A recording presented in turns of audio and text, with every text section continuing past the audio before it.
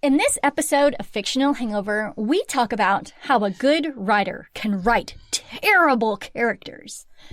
A stupid asshole, a little shit, a French witch, and exclaiming 1,000 times, Christ, y'all! In our discussion of Baby Teeth by Zoje Stage. Christ, y'all. Christ, y'all.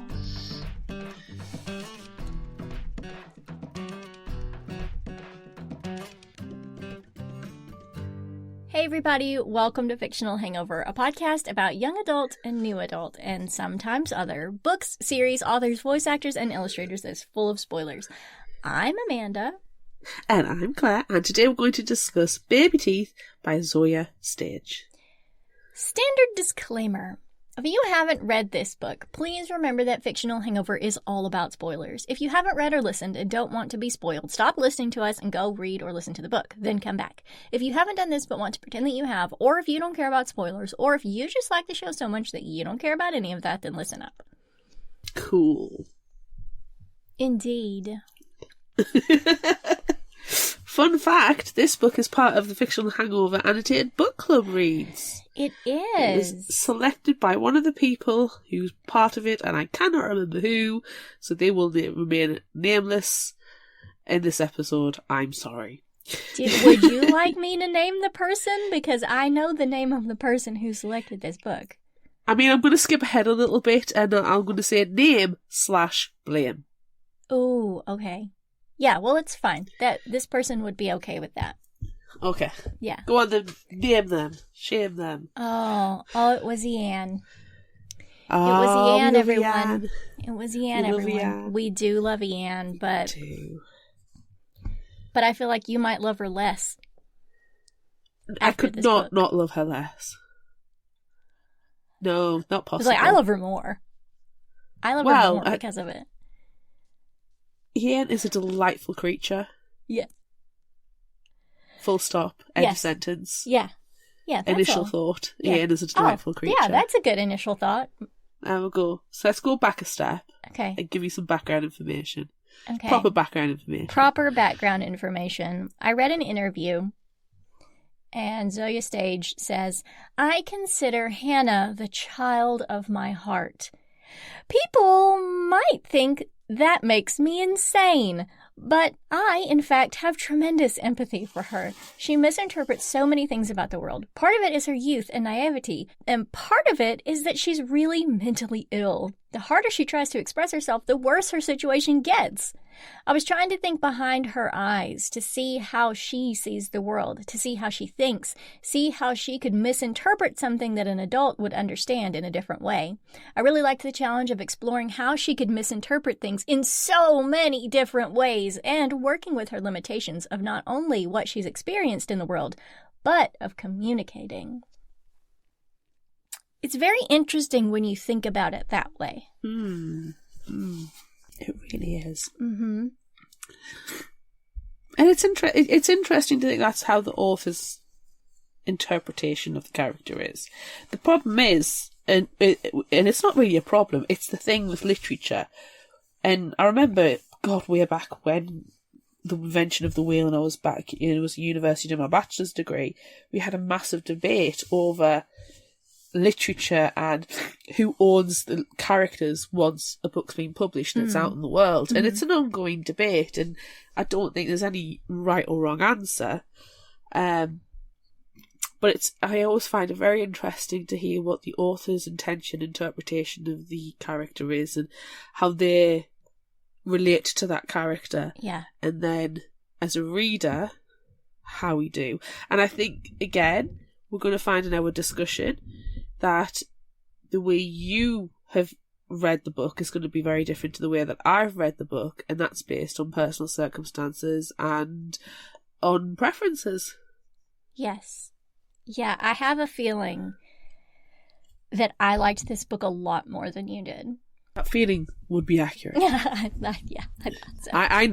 I read it after you, so I saw your Goodreads star rating. Yeah, and I've already read this one before, previous to the podcast. I read it right after it came out. So, yeah. On face value, I should have loved this book. Uh-huh. Mm-hmm. I understand. Did you have...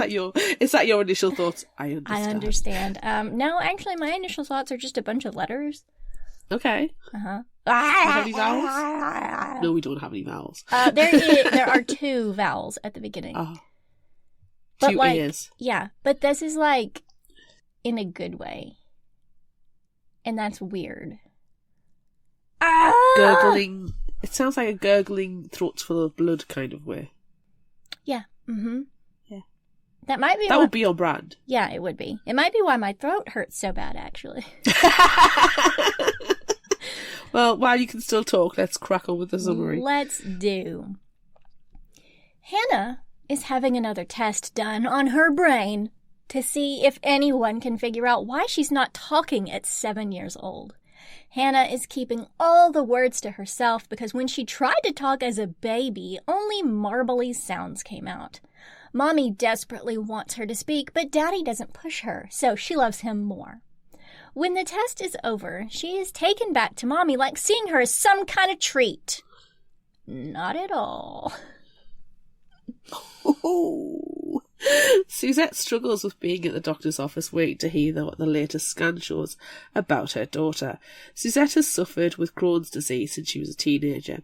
She's had multiple surgeries starting from the teenage years, one only 8 weeks ago, and she has had to do most everything on her own because her old mother wasn't the best. She's trying now to be a better mother to Hannah, but she's struggling with that too. The doctor confirms there's nothing wrong with Hannah mentally to make her unable to speak, and they have had so many physical exams, so Suzette believes that it's not that Hannah can't speak, it's that she won't. Some children are just mute by choice. It's yeah. a thing, you know? Hannah's one of them. Exactly. The doctor suggests a psychologist for them to try next. Suzette desperately needs time to herself instead of being with Hannah all the time. She knows Hannah doesn't like her, and it makes her life difficult. Yeah, it would. Yeah. Imagine hanging around with somebody who hates you 24/7. That would be horrible. Hannah remembers when she was 4, and Mommy and Daddy were going to a party that she wasn't invited to. Hannah wanted to wear a pretty dress and see all of Daddy's friends and listen as they oohed and awed over her, but Mommy wouldn't let her go. Mommy wanted to leave her behind, return her to a store like something defective. To retaliate at being told she can't go to the party, Hannah steals Mommy's diamond earrings. When the babysitter arrives, Mommy explained that Hannah isn't verbal, and the babysitter asks if she's potty trained. Yes, dummy, she's 4. After Mommy and Daddy leave, Hannah poops and pees on herself in the bathroom, making the babysitter clean it up. While she's cleaning, Hannah steals some of the girls' jewelry. When she gets tucked into bed, Hannah pulls the babysitter's hair violently. That's the last time Mommy leaves her behind with a babysitter. She's so vindictive. What a little shit. She's horrible. She is indescribably horrible. At the store after the doctor's office, Suzette thinks about having sex with her husband while Hannah gathers her favourite snacks. It's a weird sentence. It is. It makes that... I don't like it. I don't like it either. She thinks about it all the time. And it's which is fine. Be horny. Weird. That's fine. Yeah, it seems somewhat misplaced. Yes. It's weird. Yeah, it's weird. Anyway, they hear a baby crying and Hannah goes to shush it. But then the baby strikes her and so she punches him in the head. Baby punch. Do you know what? Seen that. I've baby seen punch. that happen. Baby I've seen punch. that happen. Mm-hmm. Yeah. They leave the store. At home, Suzette makes Hannah do schoolwork and they practice spelling. Suzette asks Hannah to spell love. She writes hate. Summer, bitch. Strawberry, fuck mommy. Who taught her how to spell the word fuck at that age? I don't know. I love it. She is weak and stupid. Well, Too bad, Hannah. You used the wrong spelling of week. Yeah. Just as stupid child. So stupid. What a thicko, you dumb shit. Just as Suzette is about to take the paper, Hannah rips it up, leaving no evidence to show Daddy. I bet she probably would eat it as well. Probably would have. Suzette sends Hannah to her room to read about Egypt, but instead she learns about witches and calls out to one. Marie-Anne... Oh... Dufosset. My French accent is so bad. Just say Dufosset. Marie-Anne Dufosset. Because I want to go Dufosset. Don't say it like that. No. Dufosset. Marie-Anne helps Hannah with the pronunciation of her French name, and she gets it just right. Just like we just did. Yay! Hold on. Does that make me Hannah and you Marie-Anne? I'm okay with that. Oh no, that means I'm a little shit. I'm going to go poop and pee myself and make something clean it up. Please do. Anyway, it's now time to use some witch powers to make Mummy disappear. Poof. Suzette retreats to the bathroom, her safe, clean space. She begins meticulously and methodically scrubbing, remembering getting sick and her mother not caring for her, and Alex coming to her rescue. They got married, bought a house, and renovated it with their architectural and interior design skills. Then there was Hannah. Suzette wanted to be the mother that she never had, caring and loving, but that's difficult, especially now. Hannah knocks at the door. Suzette asks her to wait a minute, but then she knocks again, more insistent, banging and slamming on the door. Suzette flings open the door, asks Hannah why she never listens. "Because I'm not Hannah," she whispers.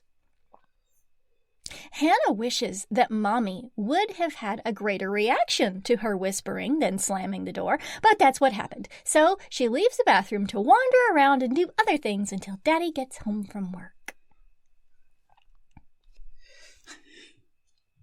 During dinner, Suzette interrupts Alex, talking excitedly about a new architecture project he's about to begin, to tell him that Hannah spoke and what she said.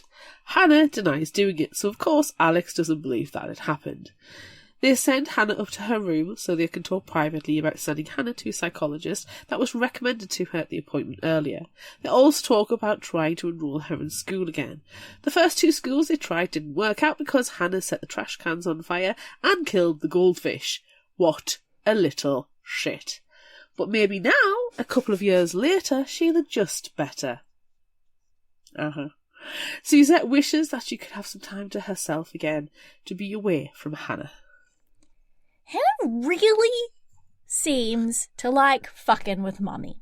But she complains to herself about not wanting to mess up the order of the crayons or markers or destroy the watercolor paints Mommy gives her.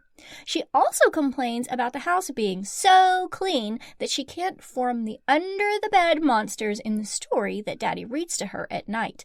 You know, maybe they're not quite so different, really, needing things to be tidy in their own way, but we will never think about that or discuss it. No, not at all. In fact, shut your mouth about it now. That night, after wanting to join in on the grunting guttural language Mommy and Daddy use when they're alone, Hannah sneaks into her parents' bedroom and takes naked pictures of Mommy after staring too long at Daddy naked. Ew. Ew. Ew. Then she speaks in a French accent to Mommy, telling her name is Marie-Anne Dufosset, the name of the witch she found and printed off pictures of from the internet. Did they not have the child parental locks on the internet? Apparently not. Suzette gets an email from Sunnybridge, the new school she hopes will accept Hannah, and plans to meet with them later in the morning. Hannah and Alex come downstairs, Alex promising to keep a secret for Hannah, which he says is an art project. Suzette mentions trying to get Hannah accepted to the new school instead of it in the fall. Like now, instead of in the fall. but Alex thinks it's too late in the school year. He never seems to listen to Suzette when she mentions her struggles, or that Hannah is a manipulative little creep, and she wants to keep her husband happy, so Suzette plans to go to the meeting alone, to do everything alone, like she always does it, alone, and we get frustrated and angry, and I can never remember the dad's name, because he's an asshole. Mm-hmm, This that's point all on, asshole. Asshole. That's all I called him. Asshole. Mine was less politically correct. Sure. After checking in on Hannah and hearing her use scissors, briefly worried about being stabbed to death, as you should be, Suzette looks up Marie-Anne Dofferset. On the way to the new school, Hannah remembers the other schools she's gone to and the horrible things she did to get kicked out. Though at first it didn't seem like she was actually trying to do bad things on purpose, but they resulted in being homeschooled, and she liked that. She liked being home with Mommy to test her patience. She liked having freedom and not being around stupid kids who didn't put their blocks in the right order or who had hair the same color as Daddy's. She liked being away from the ants in the trash cans that she had to set fire to get rid of them. Hannah knows things she can do to get kicked out of Sunnybridge, too. She's got such a good memory for a little kid. Premeditation. Yes. Suzette calls Hannah Marie-Anne and tells her about witch burnings, calling her daughter out for the things she doesn't know about, pretending to be a witch. But Hannah just calls Mommy stupid in a French accent. Sorry. You are stupid. And then they go into the school. Stupid, you're stupid. Oh, putain. And then they go into the school. This is great conversation preschool. It really is. Suzette judges everything immediately for being shabby or not fancy enough or, poor. But when she speaks to the principal, she feels a glimmer of hope. This hope comes after Hannah growls and barks at the principal. That's just a childlike behaviour. It's just a kid being a kid. Suzette speaks privately with the old woman. She explains everything, especially about her feelings of inadequacy and how her husband won't even consider that there is something wrong with Hannah. Because he's an asshole. Listen to yourself, Suzette. Listen to yourself. Exactly, he's an asshole. The principal suggests another school, Tisdale, and gives Suzette a person to contact there. Is it me, or did the principal just give up like that? She just knew she didn't want Hannah, and she used that very lame-ass excuse of being growled at and barked at. Yeah, well, I feel like it was pretty intense. I don't care. Kids do that. Barking. Kids do that. I don't know. She's an undisciplined child who's been homeschooled for several years now. She's not going to have the social that structure is in place. So there's a very good chance she's going to do that. In my opinion, that principal is weak ass and shouldn't be in charge of a school. Back at home, Hannah wordlessly asks Daddy to help her with her art project, and Alex doesn't question at all the fact that Hannah has naked pictures of Suzette. Yeah. Asshole. He leaves for work, and Hannah begins her horrifying project, pretending she's working on math problems so Mommy won't bother her for a little while. She creates a collage of corpse photographs surrounding her Mommy's sleeping form. When Suzette sees the artwork, she's freaked out, of course, but she takes a picture of it to send to Alex. She asks him to come home, but he's drinking coffee and eating cakes with his coworkers and doesn't. Asshole! Suzette locks herself in the bathroom, remembering not being taken care of by her own mother when she was sick as a teenager. Hannah, meanwhile, wraps her arms up with tights to make it look like Mommy hurt her. And that's exactly what Daddy thinks when he sees it.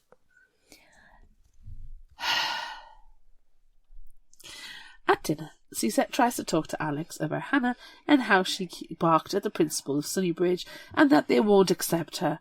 But Alex is still angry about the marks on Hannah's arm. After dinner, Alex reads a bedtime story to Hannah about monsters under the bed. Hannah shows him that she's trying to create her own monsters, and she says he'll ask Mommy not to clean Hannah's room anymore, so maybe her monsters will form. No words. He says he knows she wants friends and that school is where they'll be. Mommy comes in to kiss her goodnight and apologise for getting angry, but Hannah wipes away her kiss. Later, Hannah can hear her parents talking about her, but not every word. It seems that Daddy doesn't want her to go to Tisdale because he thinks it's remedial, but Suzette is able to convince him, and then they have very loud sex, while Hannah watches from the stairs. Hannah wonders if Daddy would still love Mommy if she wasn't so pretty, or if she was sick. She cuts Mommy's hair in the middle of the night. She's a little shit. Can I just ask, how heavy a sleeper is Suzette that someone can cut her hair while she is sleeping? I think she suffers from depression as well, and I think that helps, like, the deepness of the sleep sometimes. And she's exhausted. She's mentally and physically battling this child all the time. So when she does get some moderate amount of sleep, I think she falls deep. And, you know, I think she is depressed herself. Yeah. Which could help explain it, but yeah, otherwise, no. As soon as my bedroom doors open, I'm awake. Same. If anything, like, I guess I'm just not a deep sleeper, and so I can't comprehend it. Like, I wake up at every single sound. Sometimes I haven't woken up, but I think when you've got a partner and a child, it's slightly different, because you kind of like, if I'm not going to wake up, they're going to wake up. I have woken up with a turtle on my face before, a fake turtle, and gone, I've got a turtle on my face. When was that put in? But that's probably because I've had a really terrible night and I've finally gotten some sleep. Yeah. So it's more sleep deprivation. Suzette gives herself her bi-weekly injection of medicine for her Crohn's disease while Hannah watches on. She doesn't want Hannah anywhere near her after imagining her so close with scissors, and asks Hannah if she's proud of what she's done. Obviously. They head to Tisdale, and Hannah actually seems to like it, even though she sees a boy wearing a helmet. She is accepted to the school and will start the next week. Hannah remembers when she was 3, and she began her silent battle of wills with Mommy while she was 3. How does she remember when she was 3? Well, she's only 7. I don't care. That's like... No, unless she's got some kind of weird photographic memory. Well, she probably does. Yeah. Okay, so, when she was 3, while eating, Mommy seemed weird and disinterested, so Hannah threw her food at Mommy, then spit in her face. Mommy grabbed all the mashed up, spat up food and shoved it back in Hannah's mouth, holding her hand over it to make her swallow. Suddenly, Mommy snapped out of her weirdness and apologized to Hannah, then told Alex that Hannah choked. Hannah knew then that Mommy didn't like her very much. I mean, you're a little shit, what do you expect? Yeah. Suzette gets a nice new haircut and they go to the park after their visit to the school. When they get home, they each go to take a nap. After a short, sexy dream, Suzette wakes, hearing some sexy sounds, wondering if a neighbour is enjoying the day. But that is odd. Plus, the sounds are coming from inside the house. She goes to Hannah's room to find her naked under the blanket, writhing and thrusting and making sexual sounds. When she confronts her daughter, Marie-Anne responds that that's how she gets her power, when the devil puts his thing in her, and that she likes it. Suzette calls a psychologist and describes everything, and the doctor thinks that Hannah has been sexually assaulted, which puts it in Suzette's head that Alex has been hurting their daughter. But no, that's impossible. The doctor sets an appointment for Monday after school and tasks Suzette with writing down every single thing that Hannah did in the instances that prompted the call. Can I just say here that the fact that Marie Ann says she likes it when the devil puts his thing in her really should clue you in that it's not a possession or whatever she thinks it is. It's not an adult witch possessing the child. Yeah, I thought exactly that. Yeah. Hannah isn't happy that Daddy likes Mommy's new haircut, even though she knows, Mommy knows, she's very ugly. Hannah's next plan to hurt Mommy is a good one, and in the middle of the night, she goes down to the medicine cabinet looking for something to sabotage. She finds it in a prescription medicine for diarrhea that Mommy has to take 2 times every day. Hannah opens the capsules and pours the powdered medicine down the sink, carefully refilling them with flour. I personally would have done sugar, but you do you, Hannah. Suzette announces that Hannah will be seeing a psychologist after school. Alex thinks that's too much and is angry about Hannah having to experience too many new things in one day. But Suzette insists, do you know what, Alex? Do you know what you could do, you asshole? Is get off your ass and actually parent this goddamn child. Yeah, you could do literally anything. Anything. Anything. Have you even seen the school? Have you made any telephone calls? Do you know the name of any of the doctors that Hannah's had to go and see? No, I can guarantee he doesn't. Mm-mm. No. He's just the good parent. That's it. Mm-hmm. Later, they go shopping for school supplies, where Hannah is surprised to learn that she and Mommy like the same things. We already knew this. Yeah, because we were paying attention. Exactly. Hannah is allowed to get whatever supplies she wants. Is it me, or do they just keep rewarding bad behaviour? Oh, yeah, 100%. Okay. Then they go shopping for clothes. All Hannah likes is a bathing suit, but Mommy won't let her wear that to school. Guess what? The asshole buys it for her anyway. I hate him. I detest him. I hate him. Yeah. Suzette starts feeling sick, with painful sores in her mouth that she knows are because of her Crohn's. While Alex and Hannah are at the zoo, Suzette enjoys a day to herself, reading and lounging, but the book makes her feel lonely. When going to bed, Suzette explains to Alex that she feels like she's no longer progressing, that their life is only centered on Hannah and she has no time for herself. Alex assures her she will, soon, with Hannah in school, so Suzette plans to make an art book. The next day, Suzette takes Hannah to school, and the drop-off seems to go well. Suzette goes back home and cleans, not interested in working on her book and too stressed and feeling too sick to do anything else. She discovers the mess under Hannah's bed and destroys a monster Hannah created when she realizes that one of its eyes has been gouged out and looks bloody. Ooh. Maybe don't destroy it. Maybe just pick it up and set it aside. Like, she took the picture of the creepy fucking artwork that Hannah made to show Alex. Yeah. Like, maybe set this one aside. Don't destroy it immediately. Yeah, because it's evidence for the psychologist. Yeah, and also backtracking quite a bit. Whenever Hannah tore up that spelling test, she couldn't have torn it up into such small pieces because little fingers don't work that well. No. So you easily could have taped that back together if you tried. Yeah. Which is... yeah. Anyway, the first day of school for Hannah is overwhelming. Stupid teachers and staff always asking her questions that any stupid baby could answer. Clearly, the staff is trying to get to know Hannah and learn her capabilities. There are too many colours and sounds and people and distractions, and Hannah is happy when the day is over and she can go home where it's safe. But then she remembers that she can't go home because they have to go see Beatrix, the psychologist. On the way there, Marianne speaks to Suzette, telling her that if she has to go back to school, she will begin killing everyone there, one by one.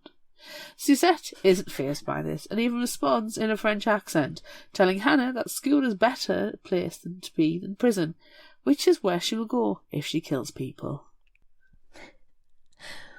The appointment with Beatrix goes well, but when Alex gets there and they discuss things he doesn't know about, like the devil fucking, he gets upset.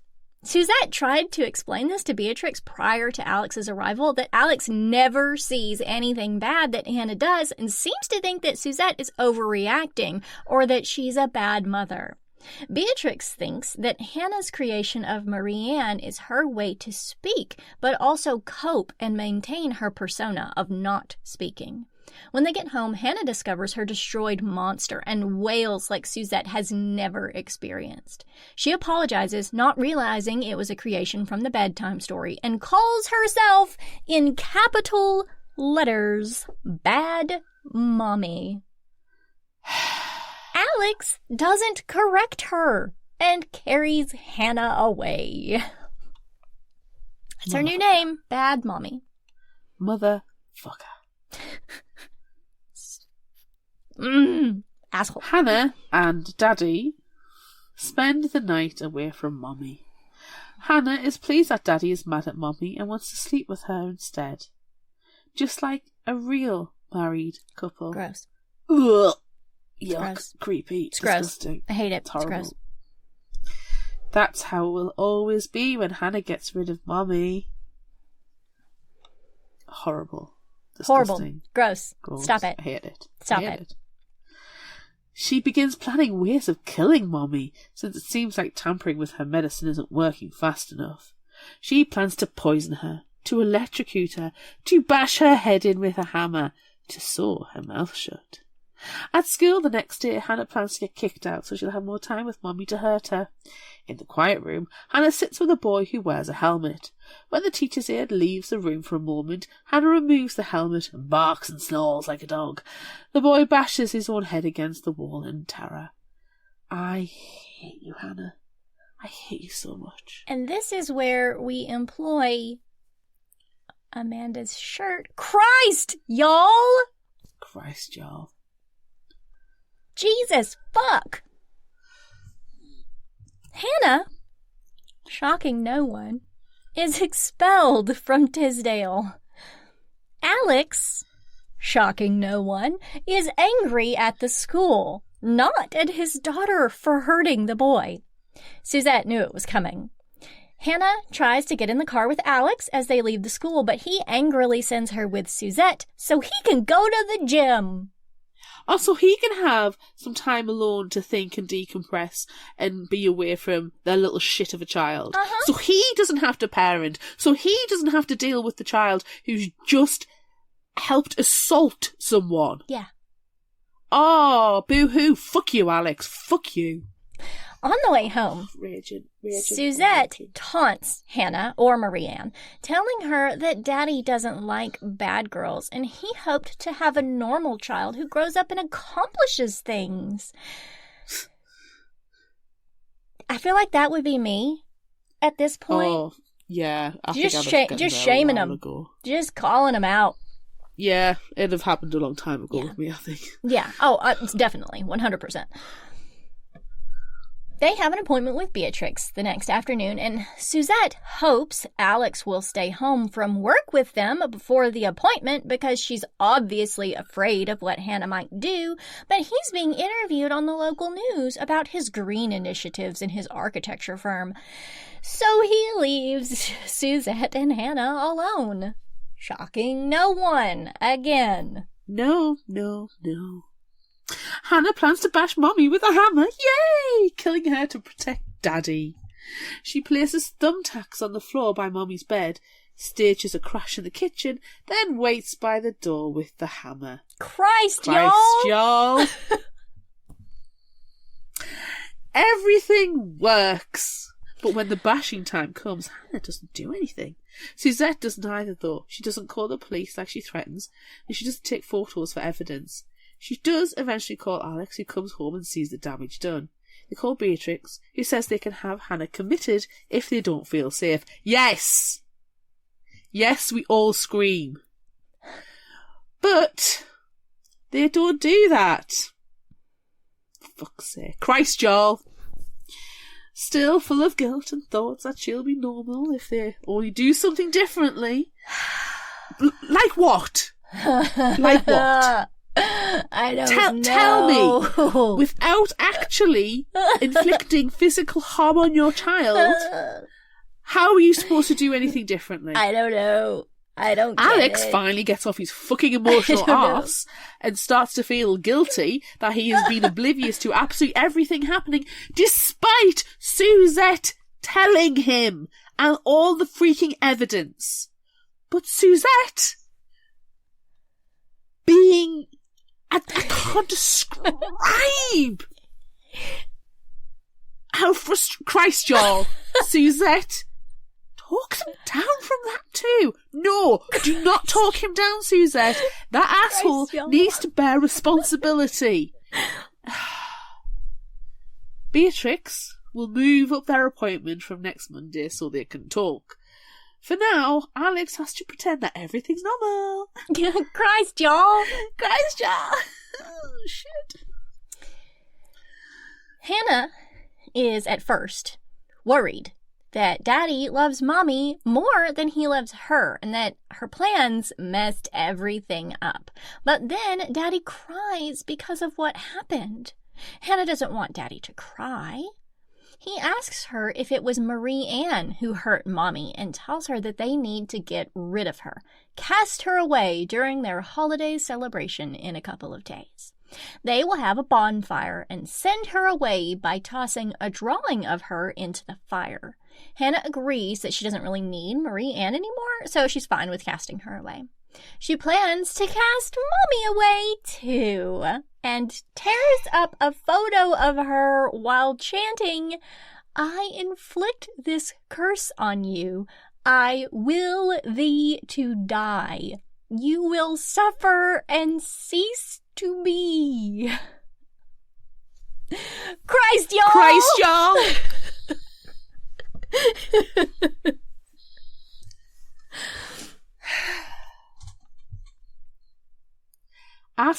Alex tells Suzette about the holiday bonfire plans. And at first, Suzette, rightly, is worried about Hannah being around fire. I would be worried about being around fire and Hannah. But she plans to tell her daughter that she loves her and wants to help her through her troubles and will help her draw Marie Ann. Alex leaves to get crutches for Suzette and supplies for their bonfire, but puts bells on Hannah's door to alert Suzette if she leaves her room. Later, Suzette helps Hannah draw a picture of Marie Ann, and it seems like everyone is getting along, but Hannah is thinking of Mommy's skin and fingerprints getting on the paper that will be soon tossed into the flames. Maybe Mommy will burn too. Christ, Joel. They begin the celebration, and Alex helps Hannah set up her stick to poke the drawing of Marie Ann into the fire, and everyone can immediately see what's coming. He's so dumb! He's so fucking dumb! Give her a sharp stick to and put access to in fire. What the fuck, man? Suzette accidentally spills wine all over herself. Why is she drinking, by the way, right now? Not the time, I don't think. I think she's being driven to alcohol by a shitty husband and a shitty child. Yeah, you're probably right. After she spills wine all over herself, Alex goes inside to get a towel. Of course, this is when Hannah makes her move. She knows that alcohol makes fires bigger, so she stabs Mommy in the face with her stick and flings burning embers on her. Fuck. Christ, Christ, y'all! Daddy rushes back out, not to celebrate with Hannah, but to throw her across the yard and put Mommy's fire out. This is the only time that I actually like Alex, because he just picks her up and chunks her. I couldn't help but think and wish it was into the bonfire, a la Twilight. That would have been better. Yeah. That would have been better. Just... Yeah.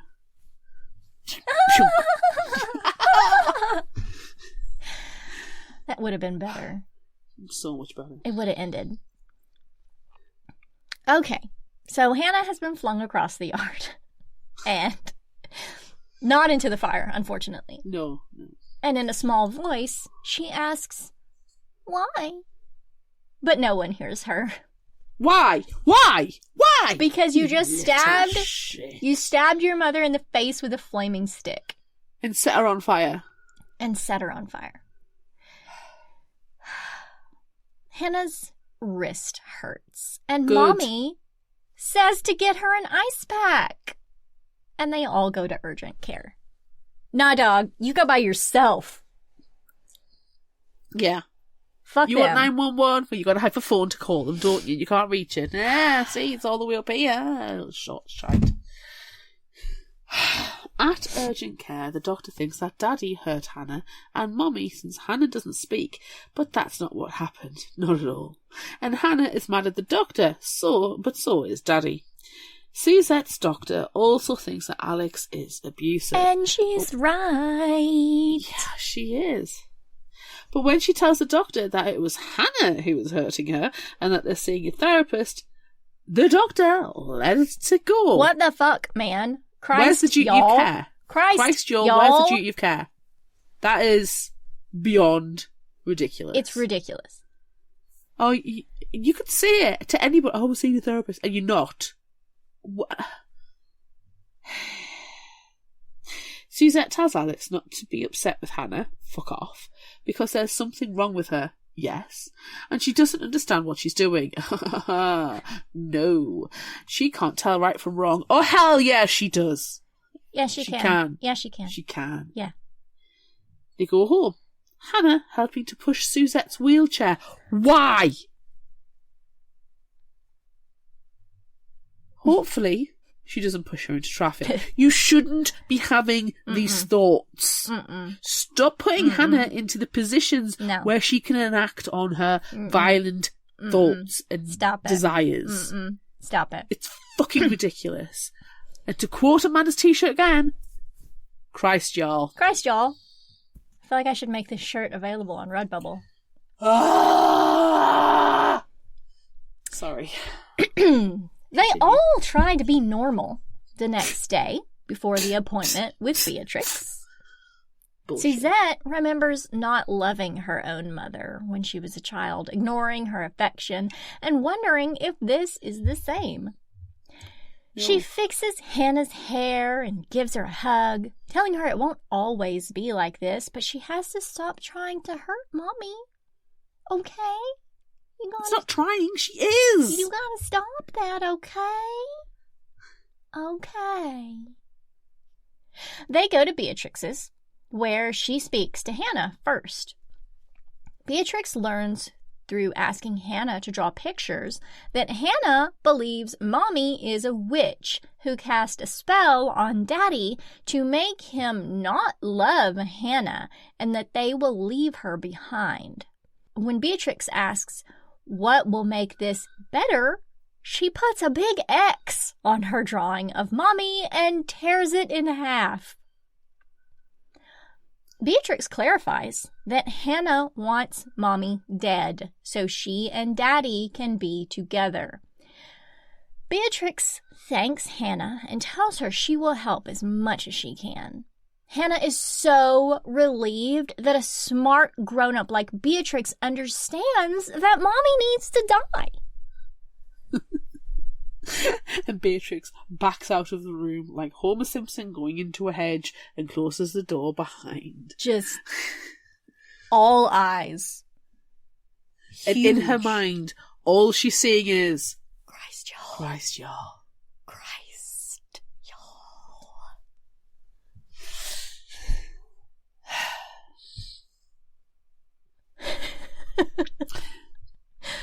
Beatrix tells them about a facility, Marsh's, where they can take Hannah, and she suggests for Suzette's safety that they take her sooner rather than later. I'd be asking to leave right now. Yeah, like, all right, just...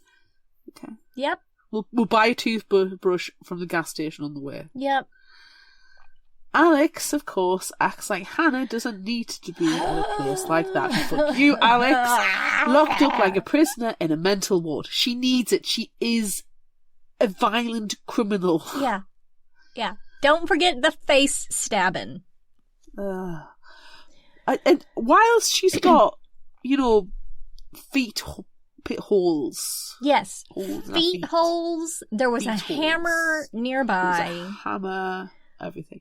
But Beatrix insists it'll be good for them. She also insists that they not tell Hannah where they're taking her. I wouldn't either. I would just drop her off at the door and run. And they're leaving her there because she's afraid she might try to kill Suzette if they do. Sage advice, Beatrix. Sage advice. A few days before they take Hannah to Marsh's, they're good days. Hannah thinks that she tried too soon to kill Mommy and that she should have learned how long it takes for someone to burn to death when you set them on fire. I mean, she's not wrong there, but still. Christ, y'all. Suzette suggests they make a stuffed toy to replace the one she destroyed, and Hannah loves it. She has lots of fun playing with Daddy, who stays home from work because Mommy leaves him alone most of the time. Then they take a ride in the car to the country. I don't know why he gave her... Why did he give Hannah a potato in the first place to make this goddamn... It was a horrible idea. ...monster? It's gonna rot. It was terrible. It's gonna rot. Either way, Hannah's gonna be disappointed because his potato is going to rot. Even if he didn't do the felt stuffed toy thing that Suzette did, it was just some. I'm sure they have. They make a potato pantyhose. Aha. Yeah. They could have done that. They could have used clay or Play-Doh because they have some, or they have the ability to make it. Salt clay. Yes, just make salt dough. So easy. It frustrates me that he gives her a fucking potato. Because he is a fucking potato. Yes, definitely. Oh, that's insulting to potatoes, Claire. Take it back. I love potatoes. Take it back. I take it back. Take it back. I take it back. We love potatoes. Potatoes are the best. Yeah.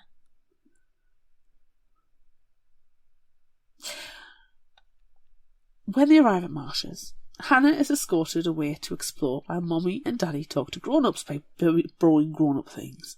She is surprised when she is shown a stark bedroom with her comforter from home already on it. She runs out of the room, followed by a caretaker who's been showing her around, and that she calls Brown Teeth. Brown Teeth chases Hannah down the driveway as she wails, watching Daddy and Mommy drive away.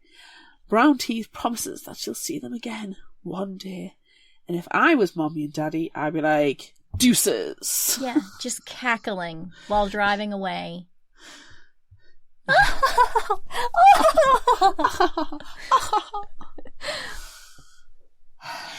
Suzette and Alex spend time getting to know each other again for the first week or so after sending Hannah away.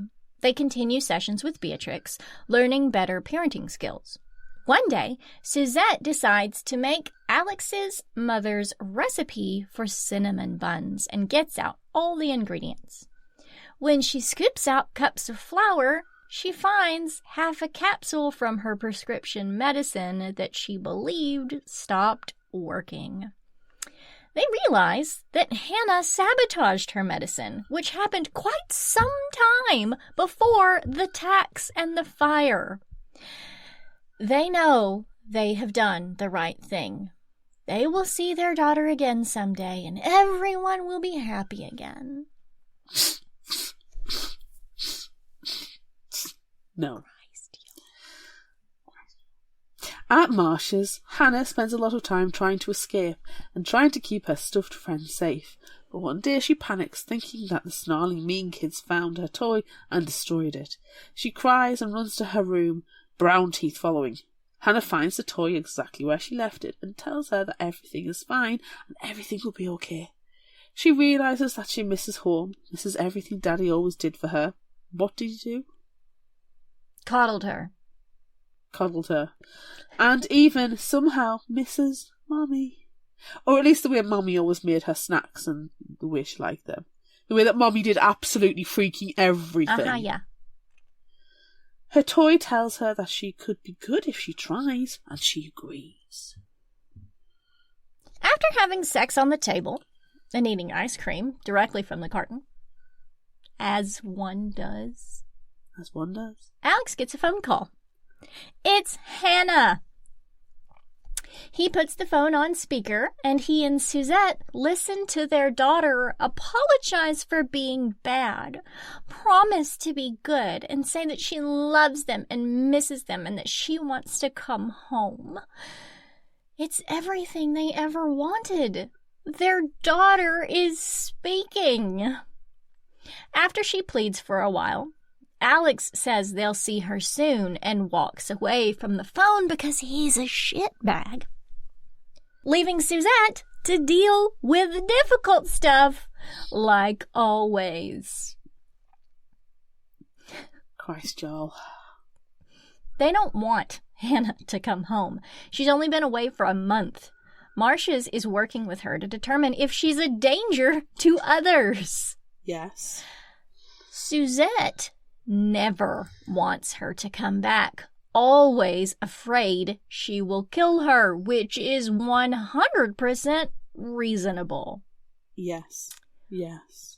This is my favorite part of the entire book, by the way, right now. What is happening right now? When Hannah asks, "Don't you love me?" Suzette replies, "Not enough," and goes to fuck her husband again.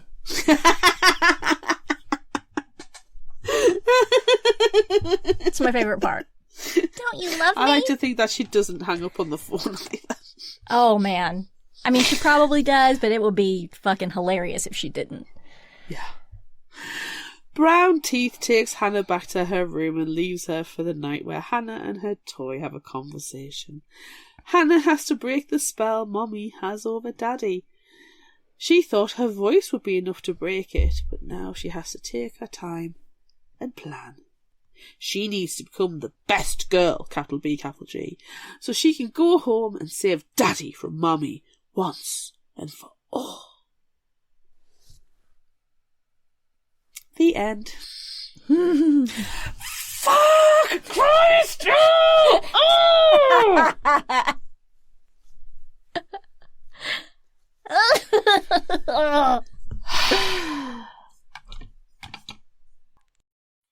What up, it's Jackson Ford here, author of The Girl Who Could Move Shit With Her Mind, hanging out with my Fictional Hangover family. Peace to Amanda, peace to Claire, peace to everyone listening. Greatest podcast out there. I want to tell you about my new book, The Bone Raiders. It is a fantasy novel coming out this year, August 2025. It is about a group of raiders in an alternate universe, Mongolia, who decide to stop riding horses and start riding giant fire-breathing lizards when their way of life is threatened. It's chaotic, it's action-packed, it's funny, it's ridiculous. You are going to absolutely fucking love it. The Bone Raiders, August 2025. Make sure you check that out and make sure you keep listening to Fictional Hangover. Peace.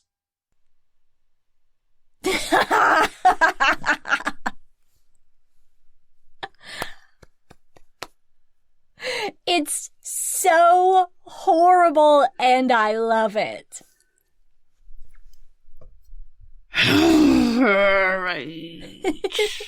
Christ, y'all! Fucking Christ, y'all. I love it. I love it so much because it's so bad. Like, everyone knows that I really like books that don't have happy endings where, you know, people don't get their comeuppance or whatever, or the, you know, the villain wins. Or someone, you know, dies and you were hoping that they wouldn't die, whatever. I love books that end that way. And this whole book was like that.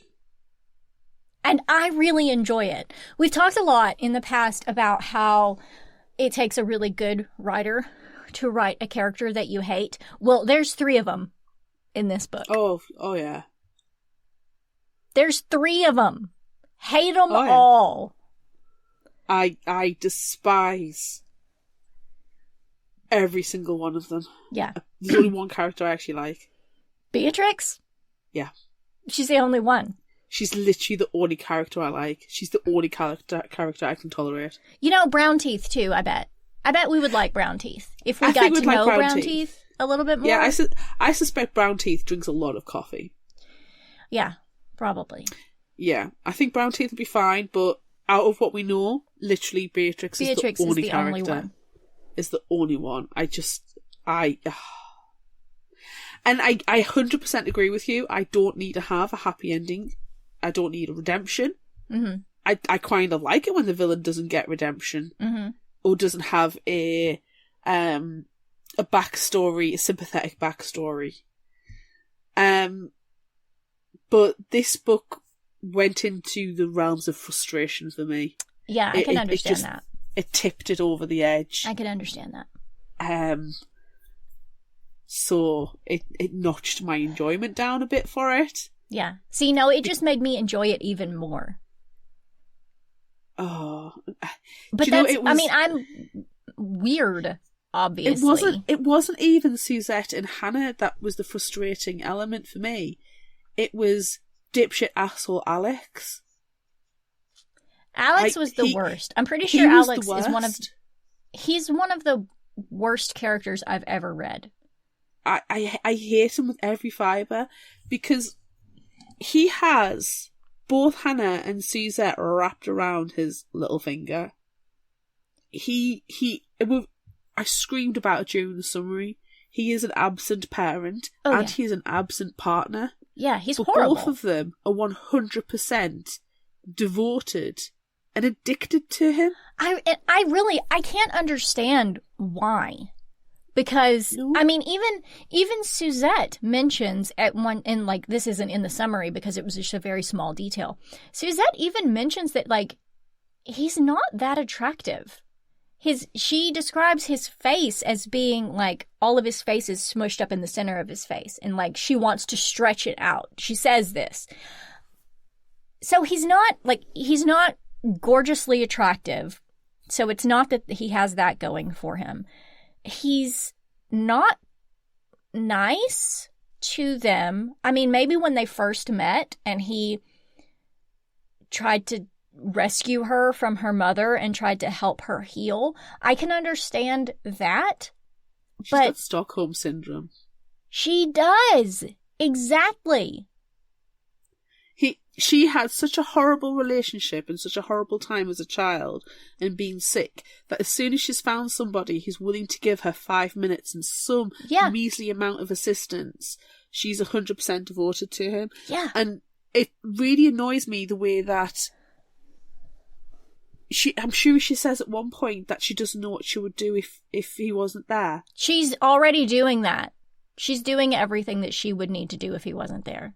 Yeah. She's taking care of herself. She's going to her doctor's appointments. She's taking her medication. She's doing everything on her own already. But she purposefully, she's like, she's at one point trash talks other parents dropping the kids off who were just like in jogging pants or, yoga pants, just relax and trainers. And she's like done up to the nines because she's putting so much stock in the fact that she has to be like 10 out of 10 presentable at all points of the day for Alex. No, if you put makeup on, you put makeup on for yourself. Yeah. If you put nice clothes on, you put clothes on for yourself. Yeah. If you're doing do you know how, I have literally done the school drop-off wearing fat pants because I've been in the car, I've been the driver in the car. Well, I mean, you're not getting out. Who cares what you're wearing? And I've not got out of the car, so it's there. It doesn't matter. And it frustrates me. And then when Hannah cuts her hair and all she can think about is how unattractive she's going to be for Alex. Mm-mm. No, your self-worth is not based on him.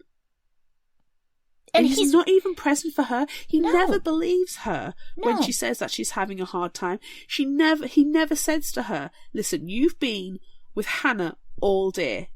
I'll be with her now. I've been away. I've been socialising because I've been eating fucking cake and having coffee at work. That was horrible. As is the normal tradition that we have. He said like there's a Swedish... It's worse than the 3:00 tea time in Britain. You know? Yeah. It was horrible. It really, that bit was one of the big turning points to me of how much I hated him. And it's the fact he never once, not once, ever says to Suzette, go see your friends. Suzette doesn't have friends. She doesn't have friends. Go He to the doesn't gym have to if you tell want her go to the do gym. that. No. Go and get yourself a spa treatment or facial or get your hair done or your nails done. Go out shopping. Go to the park and just sit and read a book if that's what you want to do. But I am home now. Hannah is my responsibility as well. You go and just be you and take some self-care time for you. No. Or just go upstairs and have a nap. He never once, ever once offers to be the dominant person in the household, to be the caretaker for both of them. No. And it's frustrating. The scene... And then he gets to be the fun parent, she has to be the disciplinarian. Yeah. Even to the degree at the end when Hannah finally speaks. The first time he ever heard his daughter speak. And he has to walk away because he can't be the bad parent to hang up on the child. Yeah, he can't who handle very clearly is manipulating you. Yeah. It's horrible. He's an absolute son of a bitch. He really is. I hate him. Yeah. And if it was just Suzette and Hannah, I think I would actually be less frustrated. Because basically, Suzette is a single parent. Yes. But she's in a double. Actually, no, she's not a single. She is a single parent to Hannah because Alex does nothing. But she's in two abusive relationships. She's in an abusive relationship with Alex, who is emotionally, even unwittingly, manipulating her. Mm-hmm. And then, I swear it's Stockholm. That's my armchair diagnosis. And then she's in another abusive relationship because her daughter is literally trying to kill her. Do you know the corpse picture? Yes. He doesn't once question, why have you got naked pictures of mommy? That was so weird. Why would you not question that? Yeah. Why let her continue this art project when you see what she has? He barely even tells her off for looking up corpses on the internet. Well, she should be able to look things up on the internet. Like, what? Within fucking reason. What? What? It's horrible. Every single instance with Alex was horrible. And I think... I hate him so much. You were talking about the cake and the coffee. That might be the worst. That might be the worst one for me. Because Suzette calls him at work. And sure, she probably calls him a lot at work. But she calls him at work and says, hey, can you please come home? Horrible things are happening. And he's like, oh, but it's cake time. She's never asked him to come home before during cake time. So you should know that this is important. But nah, I can't be bothered to leave because I'm eating a cake with my coworkers that we do literally every single day. Yeah. We get to talk about the projects that we're working on, that you know everything about already and that you have the conversations about. You can miss coffee and cake today. Once. Uh-huh. It's horrible. He's so selfish. He's awful. Yeah. And I don't believe for 1 second she's possessed by any witch spirit. She's no, definitely found something not. to latch onto, and she's using that as an outlet. I can agree. A blame, and it's. Yeah. I can agree with Beatrix that she's found this other outlet, and this is how she's able to speak without losing her persona of someone who doesn't speak. I 100% believe that. And I hate it for Hannah that she tried to speak once when she was a baby and the words didn't come out right. Well, it's because you're a baby. But she doesn't know that. She's so intelligent, but it's not being nurtured in the right way, obviously. So, of course, horrible things are going to happen. And so I hate that for her. But Christ, y'all. Christ, y'all. Christ, y'all. I don't think I can say much else about it. I think a lot. I said a lot in the summary. We did say a lot. I think I haven't mentioned my surprise. You were talking about how you didn't understand that Suzette and Hannah are just so enamored by Alex because, he's horrible. I am honestly surprised that the schools didn't try to intervene. Oh my God, yes. And force Suzette and Alex to do something. Especially that first one when you were complaining about the principal just saying, you know what, nah, she barked at me, so she's not a good fit.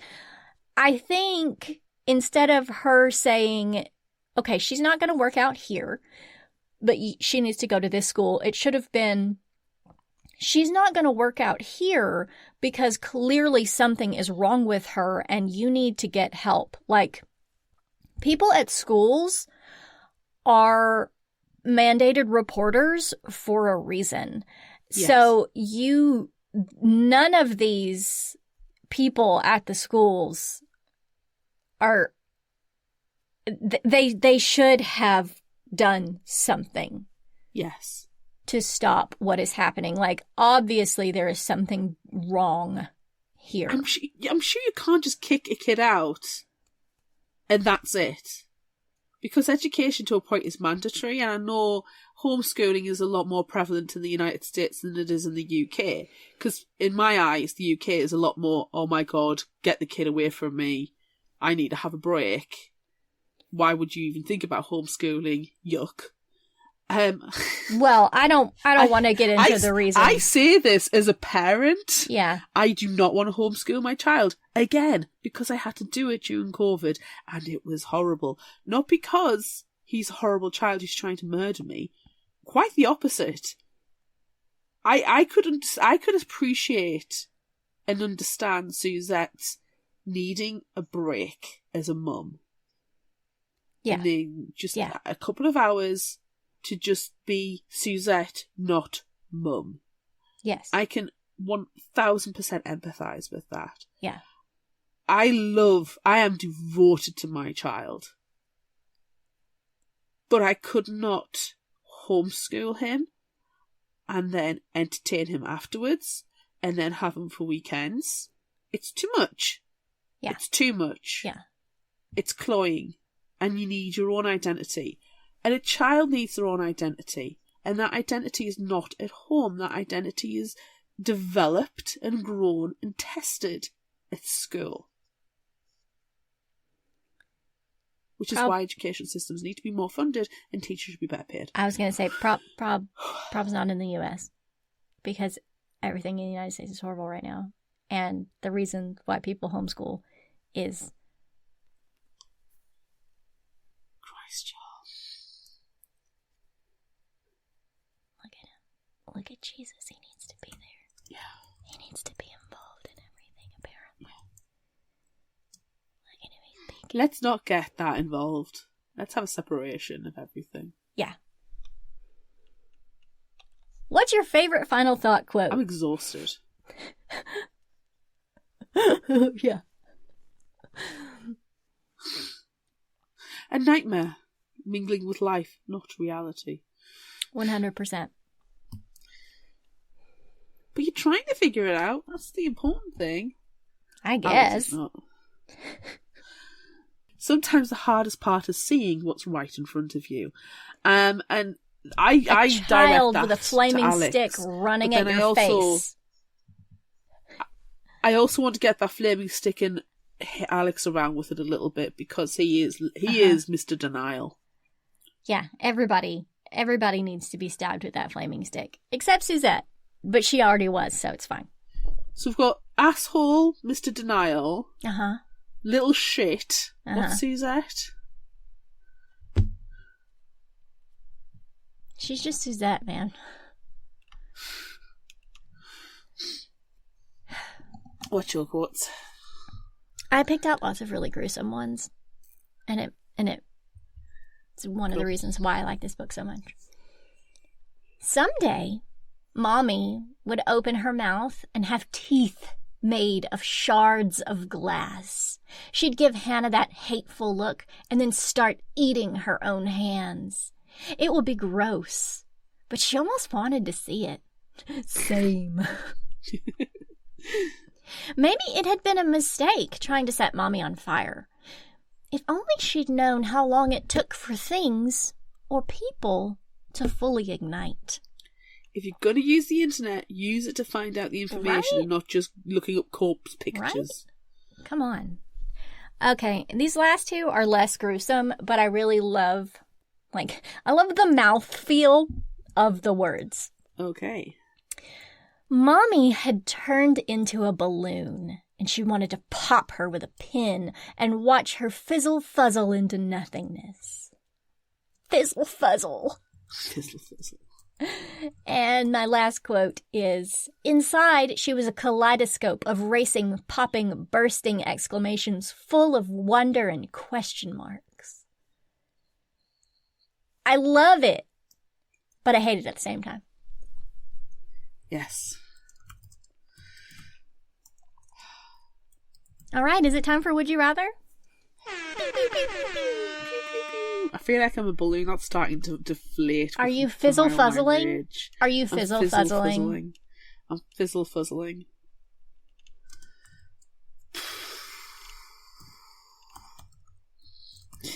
We asked on social media. This is so innocuous compared to the book. I know, I love it. Would you rather be an interior designer or an architect? On Facebook, 66% said interior designer.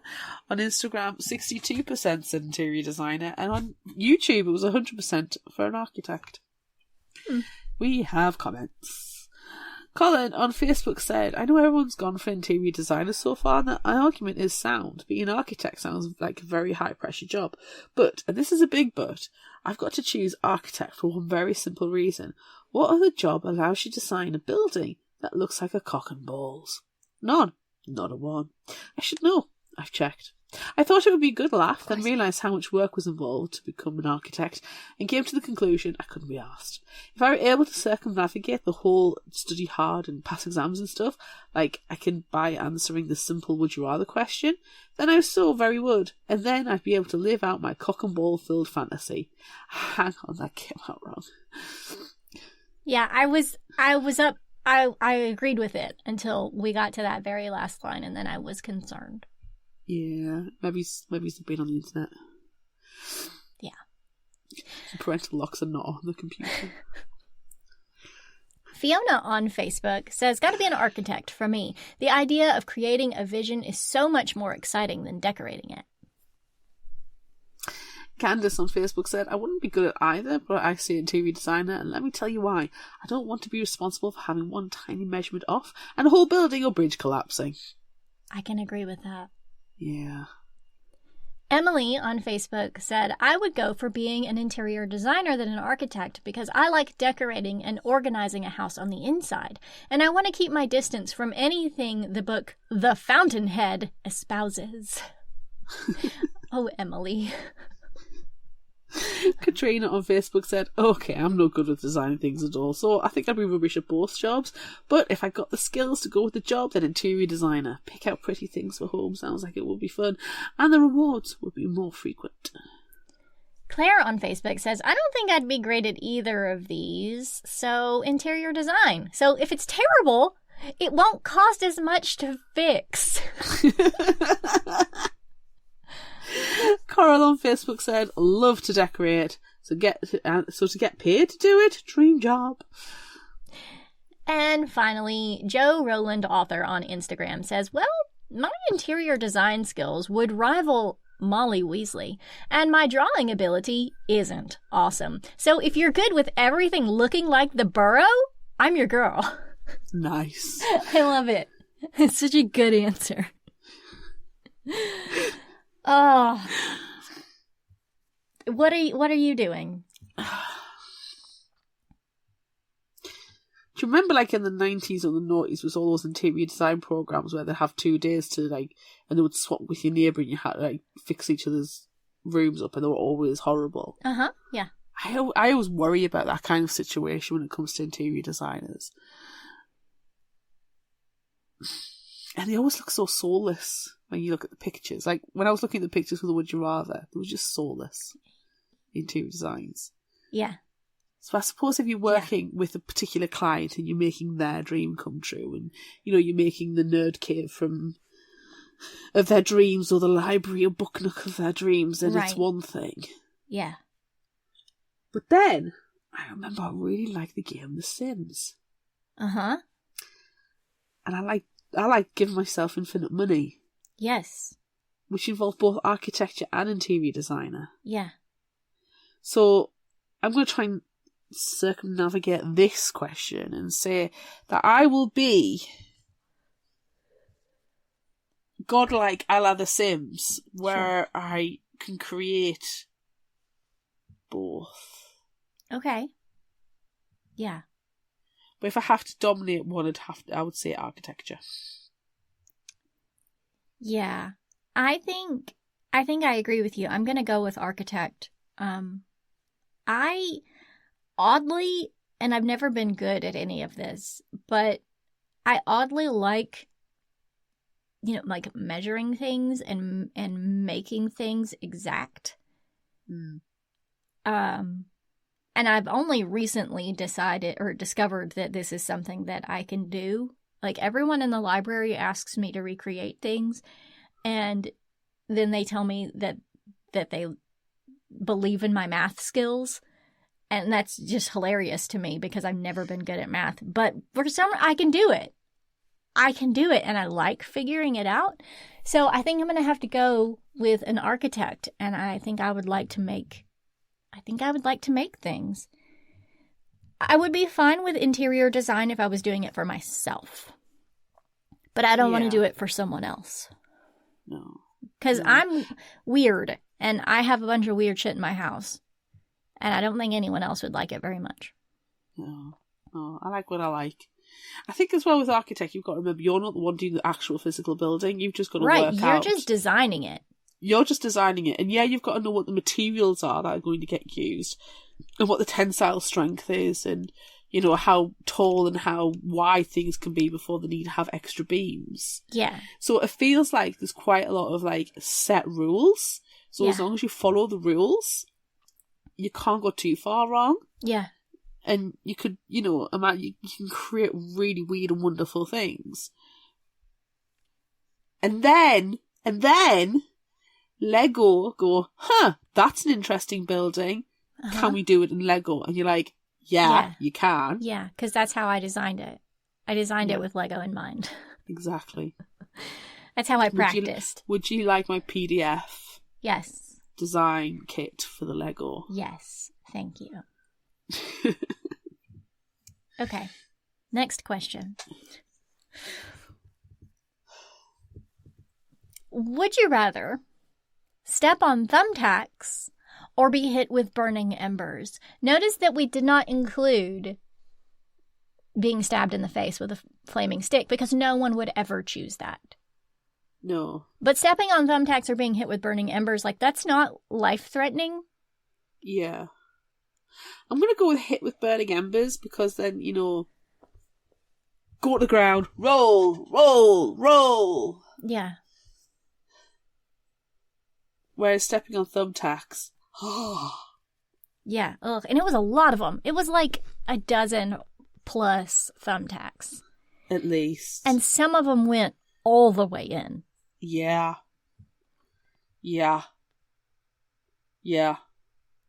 So I think burning embers, as much as that would suck, I think you can People walk on embers, you know? Yeah.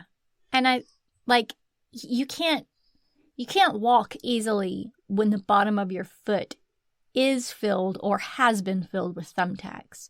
I feel like that would take longer to heal from.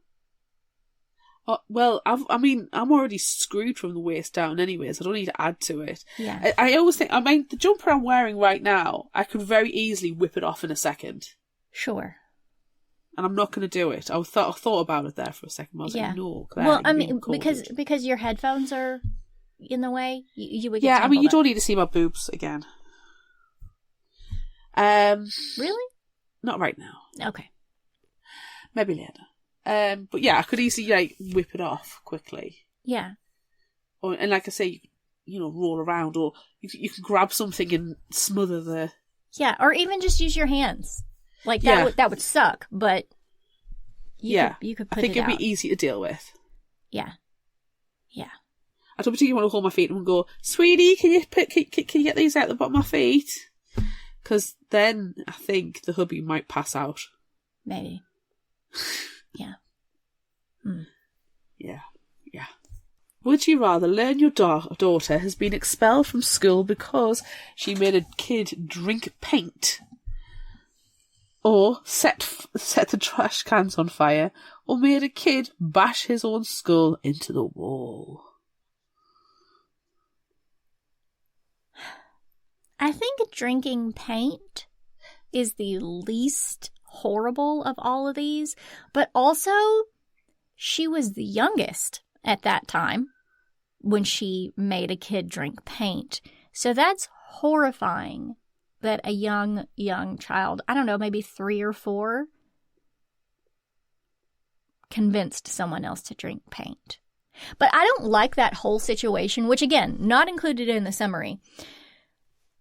That whole preschool classroom where you get snacks during class, and the one child refused to drink anything but fruit punch, and that was allowed. And they were just like, oh, well, okay, you're only going to drink fruit punch. Nah, you don't drink anything. You're not going to drink water. You're not going to drink, whatever thing the school has provided, and you have to drink fruit punch. No, you don't. Stop it. So that kid, if you ask me, deserved to drink paint water. I agree. And also, which kid hasn't drunk paint water? Right? What adult hasn't accidentally drunk paint water when you're cleaning your paintbrush out and you accidentally pick up that instead of so many times. Yeah. Or the amount of times that I've been painting and my paintbrush has gone into my teacup and I've, rinsed, I've cleaned, and I've gone, oh, okay, so I guess I'm drinking paint tea now, and I'll drink that cup of tea. Because at the end of the day, the paint's not going to kill us. No, it's non-toxic. We're not in Victorian England. We're not Victorians drinking arsenic green paint or lead paint. This is not, come on. Which is why, when they were like, oh, she made the kid drink paint, I'm like, I remember trying to feed worms to my cousin. Like, me and my cousin, and we made a mud pie with actual worms to feed to my cousin's older sister. So, it's my cousin. And we were like, eat this. And she was like, no. It's kids. Kids do that. You'll swap the water or fruit punch with paint in the water. It's yeah. And what the she's school just gonna overreacted, and you wouldn't kick the kid out for that. Yeah. I'm sure she did other horrible things, but still. These schools seem to have forgotten that there's like an escalation. You don't go straight to kicked out. Yeah. I think these are also private schools, though, instead of public schools. And I think if she had been at a public school, they would have known better how to deal with Hannah and would have done the right thing. Private schools, to me, that's no excuse. Right. It's not 100%. But private schools can choose who goes there and when and why and how much money they can charge for it, whereas a public school cannot. So I would say that if Hannah were just in a regular ass school One, someone would have beaten her up, and I Oh. would not have felt sorry for her. No. She's going to get the snot beaten out of her, and she needs to. Yeah, she needs to go to public school. Do you think that's the other thing why Alex is so annoying? He missed and misses all the appointments and all the decisions about her schooling. Yeah. For no discernible reason other than that he's an asshole. Yeah. And also Suzette thinking like, oh, I don't want to go to this school. It's shabby. Oh my God. This school has brown lockers. Do you know what? You need to have a break from your child. You have absolutely no leg to stand on. She definitely doesn't because she stepped on thumbtacks. No, that's true. She's currently on fire. She's currently on fire.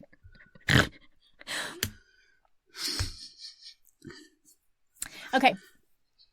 Would you rather be confronted by your child barking and snarling like a dog, or pretending to be a French witch who burned at the stake? Just for the sheer novelty value, the French witch who was burnt at the stake. For sure. For sure. I would have carried on ridiculous conversations with the child who is pretending, clearly 100% pretending to be a French witch who burned at the Why stake. didn't she at any point get her phone out and record what was going on? I don't know. Video or audio? Any of it. Uh-huh. I don't know. And we know that that is a thing that could be done because at some point in the book she mentions Googling on her phone the witch that Hannah is pretending to be. So clearly if you can Google on your phone, you are in a time where you can also record on your phone. She calls and at the take end pictures on the phone and puts on it your on phone. speakers. Exactly. They have mobile phones. Yeah. Yeah. Talking about Even tablets if it at one was point like and- the first, yeah, even if it was, I don't want to say the first generation cell phone, but you know, earlier generations. Like taking Yes. a picture of what's going on so she can show Alex later on. yeah, Ah, it's frustrating. yeah. Yeah, let's talk to the French witch. Let's say, okay, right, let's Yeah. interview Oh, the cool. French Can you witch. tell me what happened when you burned at the stake? What did that What feel did like? it feel like? Describe it in minute details. Yeah. Would you like to recreate it right now? Flaming torch. Yeah. Stick to the face.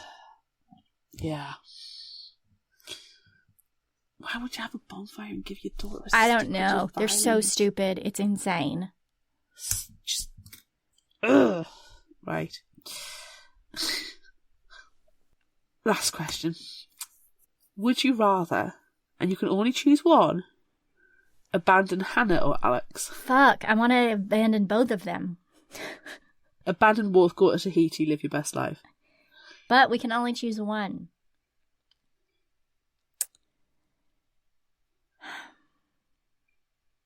I don't want to... Abandon Hannah, divorce Alex. Yeah, okay. It's like a horribly reverse marry, fuck, kill game. But yeah, I think that I'm gonna abandon Hannah. Although, I mean, Alex is really bad. Divorce Alex for sure. Abandon Alex. Get rid of him.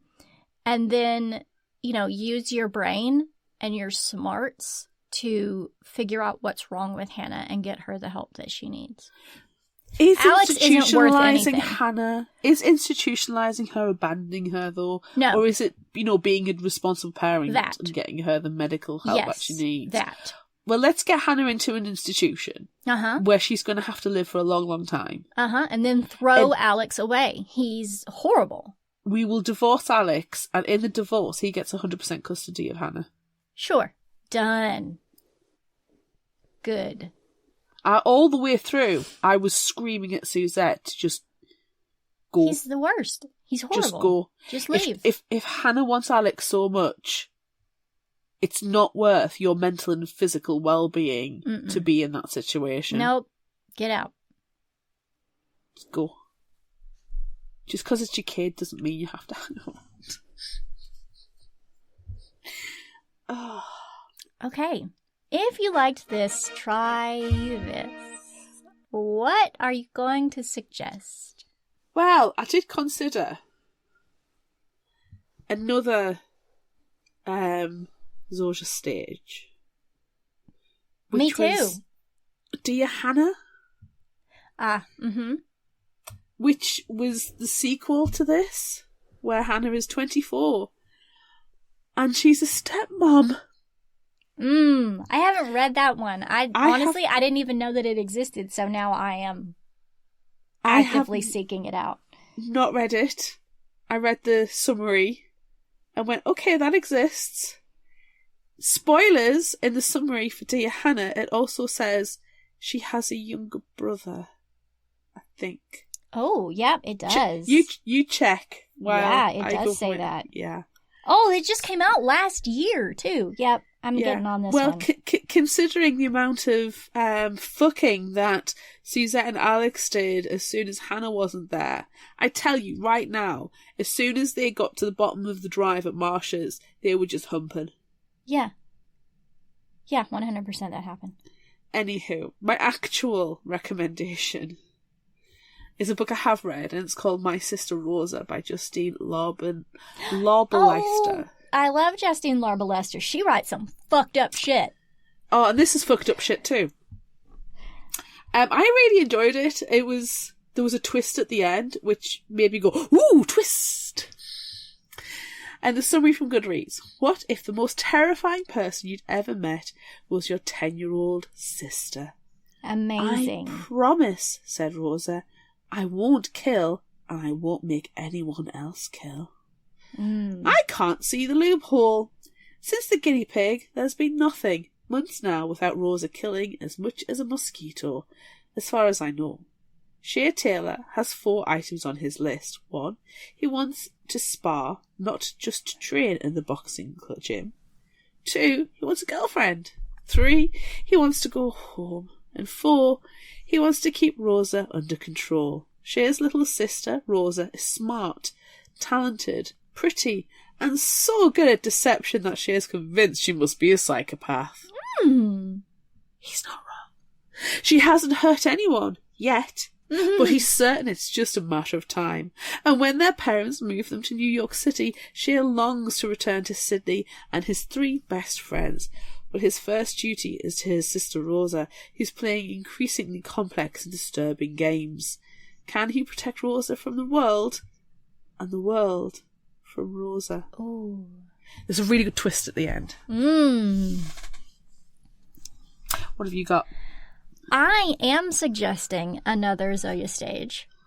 And this one just came out in December, which I was very shocked that Dear Hannah came out last year, but in the middle of the year. And this one came out in December. But it's called My Under Slumber Bumblebeast, which is the book that Alex was reading to Hannah.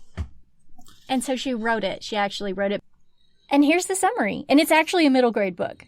It's not an adult book and like some weird twisty thing. Like it's actually the book that Alex would have read to Hannah. Cool. 9-year-old Prue has many hobbies: inventing things, collecting stuff, and learning new and interesting words. But her newest passion is discovering the source of the weird sounds she hears at night coming from beneath her bed. Ever since she was very little, Prue suspected there might be a special kind of creature making a home in her room. But because under slumber bumblebeasts only come out in the dark, she had never seen one. That all changes one day after Prue's mom asks her to clean her room, an ordinary request that sets off an extraordinary chain of events, and Prue's life will never be the same. First depicted in the international sensation Baby Teeth, a novel for adults, My Under Slumber Bumblebeast is a quirky and charming story about a girl with the most unusual way of making new friends. Watch what grows underneath the bed. Ooh. A potato. A potato! So stupid. Stupid motherfucker. Christ, y'all.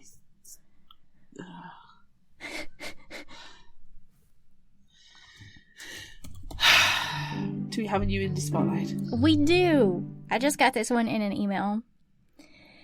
It's called A Liar's Twisted Tongue by Caroline Cusinelli. And this one was previously self-published, but now apparently everyone's talking about it on TikTok, and so they're going to actually release it not self-pub. And this one, I believe, comes out in August. Although I could be terribly wrong, and it could come out next August. I don't know. But it's called A Liar's Twisted Tongue, and it's all about liars, so I feel like that was very appropriate. Hashtag tenuous link. Super tenuous. Because it's also very sexy. And this baby teeth was not sexy. No, despite the humping. Gross. And the guttural grunting. Oh, there was a bit where she starts talking about her mum's tits while she was having sex. Uh-huh, it was gross. Oh. Yeah. And watching her daddy's bum go back and forth. Yeah. Yeah, it's real gross. Anyway, A Liar's Twisted Tongue by Caroline Cusinelli. Desdemona Althenia's magic is a curse with deadly consequences. She's always gotten by on her cunning, but when a chance encounter forces her to become a student at Visnatus Academy, her life is changed forever. Lucian Ibeck is prince and heir to the throne, but he wants nothing more than to get revenge on his family. Hey! Hashtag tenuous link. Family revenge. And Desdemona's magic is just what he needs. That is, if he can manipulate her to use it to his advantage. Oh, look, there's another hashtag tenuous link. Manipulation. As their connection grows and an ancient war stirs in the shadows, Desdemona and Lucian must decide whether to fight their connection or harness it for the greater good. Their entire world is built on lies. But will the truth really be what sets them free? More hashtag tenuous links than I thought, than I imagined, than I remembered. Nice. Yeah. We do love a hashtag tenuous link. We do, especially when we can force stuff together and it's real weird. The more tenuous, the better. Uh-huh. Well, that's it for this episode of Fictional Hangover. I'm Amanda. And I'm Claire. Join us next time as we discuss Darkness and Demon Song by M.R. Fournette. Look out for our Would You Rather polls and monthly challenges on social media. Don't forget about our book club on Discord. Be sure to visit our shop on Redbubble at fictionalhangover.redbubble.com for all your favorite Fictional Hangover themed merchandise. Probably this shirt. I'm not gonna lie. Probably this shirt's going in there. Christ, y'all. And become a patron of ours on Patreon at patreon.com/fictionalhangover. Until next time, remember, the only cure for a fictional hangover is another book.